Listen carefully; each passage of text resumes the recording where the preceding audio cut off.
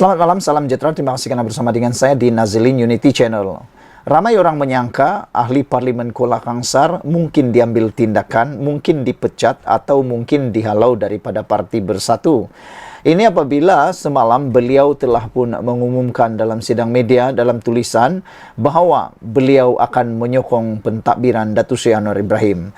Sehingga kan ini menimbulkan polemik mengatakan Anwar Ibrahim kini kembali berkuasa penuh dengan mempunyai majoriti 2/3 di parlimen. Tapi tak habis lagi 24 jam, dah timbul dah cerita yang bukan-bukan.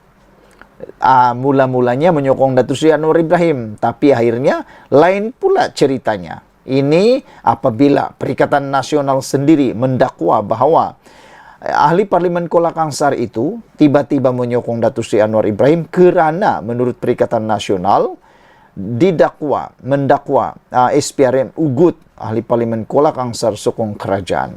Itulah kan, baru beberapa jam menyokong, tiba-tiba pula keluar kenyataan seperti itu. Dan kita sedang menunggulah apa komen daripada SPRM berkaitan perkara itu atau dakwaan daripada Perikatan Nasional itu.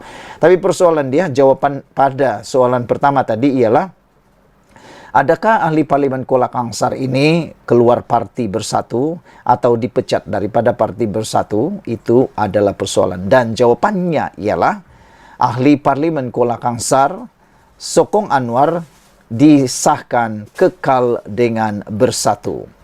Ahli parlimen Kuala Kangsar Iskandar Zulkarnain Abdul Khalid telah menyuarakan sokongan kepada Perdana Menteri Anwar Ibrahim dengan memetik kos sara hidup yang semakin meningkat di kawasannya. Dia berkata keputusannya itu juga bertujuan untuk menilai sama ada Perdana Menteri ikhlas dan mengutarakan janji memberi peruntukan untuk ahli parlimen yang menyokong dasar kerajaan perpaduan. Saya percaya ekonomi negara perlu ditingkatkan demi kemakmuran negara dan kesejahteraan rakyat, katanya. Oleh yang demikian, saya menyokong Perdana Menteri atas apa-apa usaha yang dilakukan untuk mengukuhkan ekonomi negara, katanya dalam satu kenyataan hari ini. Laporan dipetik daripada Malaysia Kini. Untuk rekod, Anwar tidak membuat sebarang kenyataan umum yang meletakkan syarat ahli parlimen pembangkang yang pada masa ini tidak mendapat sebarang peruntukan persekutuan untuk memberi perkhidmatan kepada pengundi mereka untuk menyokong dasar kerajaan bagi mendapat peruntukan itu. Sebaliknya, Anwar dan ahli parlimen kerajaan yang lain telah berkali-kali memberitahu ahli parlimen pembangkang untuk mengadakan perbincangan dengan kerajaan untuk mendapatkan peruntukan yang sama dan memberi jaminan bahawa kerajaan terbuka kepada perbincangan sedemikian. Sementara itu, Zulkarnain menegaskan dia tetap setia bersama Bersatu walaupun mengakui berisiko berdepan tindakan tata tertib. Biarpun saya berkemungkinan berdepan dengan risiko sebarang tindakan disiplin parti, saya tidak sanggup melihat pengundi-pengundi di kawasan saya terus terbiar dan ketinggalan hanya semata-mata kerana perbalahan naratif politik, tambah beliau. Dalam maklum balas segera, Menteri Besar Perak, Sarani Muhammad dilaporkan berkata, Zulkarnain perlu dirujuk kepada Speaker Dewan Rakyat. Mel memetiknya sebagai berkata, ini kerana hanya Speaker yang boleh memutuskan sama ada Zulkarnain melanggar undang-undang anti lompat parti.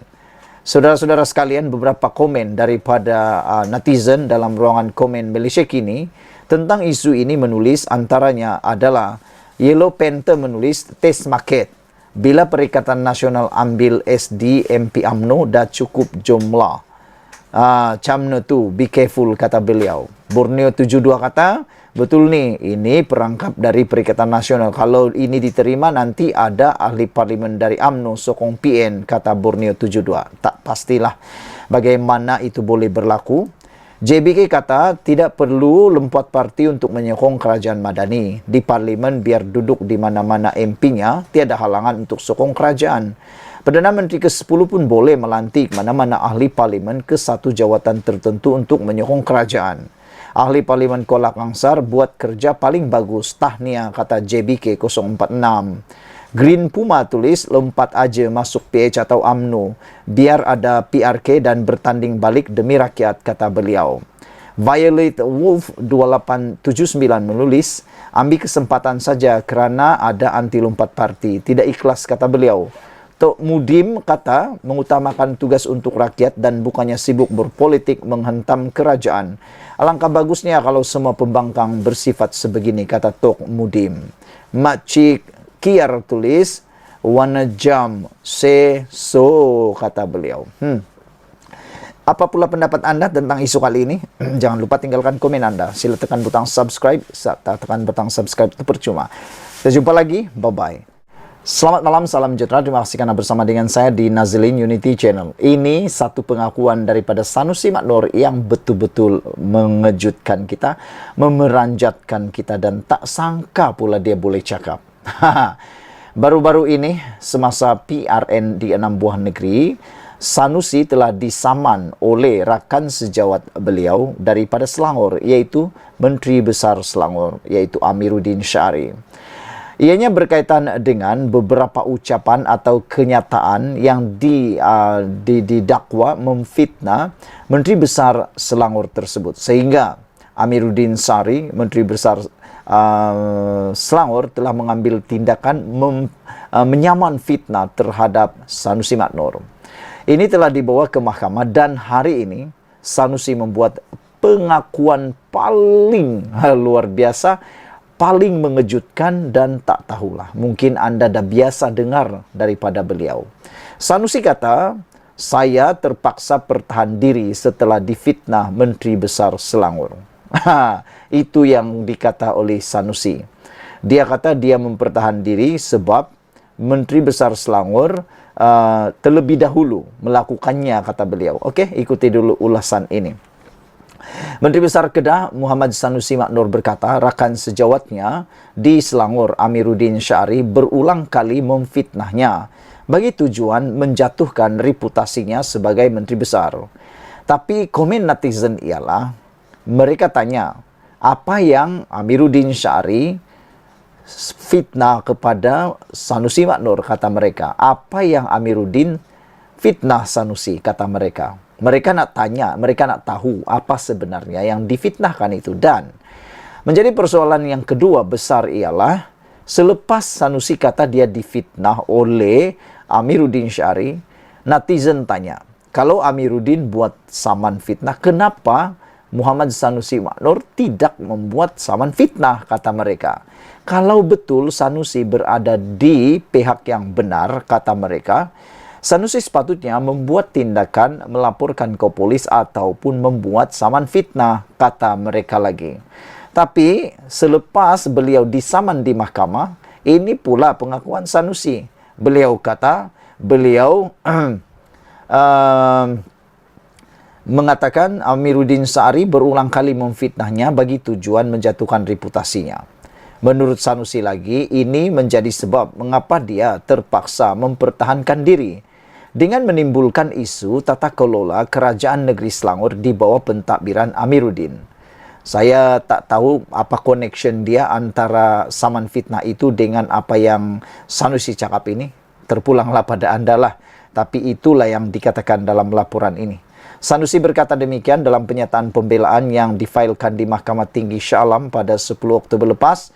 Berhubung saman fitnah Amiruddin terhadapnya mengenai dakwaan Menteri Besar Selangor itu terbabit dalam skandal dengan jutawan Vincent Tan bagi projek pembersihan Sungai Klang. Sanusi berkata adalah diketahui umum bahawa perang mulut antara dia dan Amiruddin telah berlaku sekian lama dan memuncak apabila menghampiri pilihan raya di 6 negeri baru-baru ini. Sanusi mendakwa Amiruddin Syari dalam banyak keadaan telah mengeluarkan kenyataan bagi mengecam, mengutuk dan memfitnahnya dengan tuduhan-tuduhan fitnah yang tidak berasas serta komen-komen yang berniat jahat, kata Sanusi. Sekali lagi, netizen bertanya, apa yang Amiruddin fitnah kepada Sanusi, kata mereka. Kalau betul mereka mahu Sanusi saman Amiruddin berkaitan itu. Kenyataan-kenyataan tersebut, kata Sanusi, telah menjatuhkan reputasinya di mata masyarakat. Menurutnya, antara fitnah yang dilakukan Amiruddin terhadapnya adalah pada program Jelajah Madani di Bukit Melawati pada 13 Julai dan dalam satu sidang media selepas program pelancaran Madani Afiat, Gotong Royong Mega Perangi AIDS 1.0 dan One Hour Malaysia Clean Up Peringkat Kebangsaan 2023 pada 9 Julai. Memandangkan plaintiff sendiri telah mengeluarkan kata-kata dan tuduhan fitnah terhadap defendant, defendant terpaksa mempertahankan diri dengan menimbulkan isu-isu tata kelola yang menjadi perbualan dan tanda tanya di kalangan masyarakat berkaitan dengan pentadbiran plaintiff, kata beliau. Isu yang ditimbulkan tersebut adalah isu kepentingan awam berdasarkan kepada fakta-fakta yang benar.